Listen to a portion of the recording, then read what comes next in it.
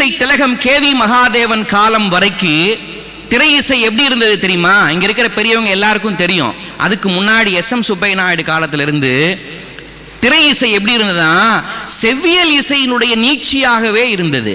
செவ்வியல் இசைனா தமிழ் இசை, தமிழ் இசைனா இன்னைக்கு சொல்றோமே கர்நாடக இசை. நம்ம தமிழ் இசையை தான் கர்நாடக இசைன்னு சொல்றோம். தமிழ் தாத்தானா யாருன்னு நமக்கு சொல்லி கொடுத்துருக்காங்க, படிச்சுக்கிறோம். உவே சாமிநாத ஐயர் முதலாக சிலப்பதிகாரத்தை பதிப்பித்தவர் உவேசா அப்படின்னு நாம வரலாறுல படிப்போம்.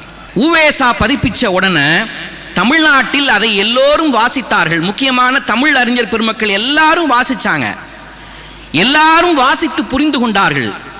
ஆனால் மிக முக்கியமான சில இடங்களை, குறிப்பாக ஆய்ச்சியர் குரவையை, அரங்கேற்று காதையை, அதில் உள்ள இசை நுணுக்கத்தை எல்லா தமிழறிஞர்களாலும் புரிந்து கொள்ள முடியவில்லை. படிச்சுட்டு கடந்துட்டு போயிட்டாங்க.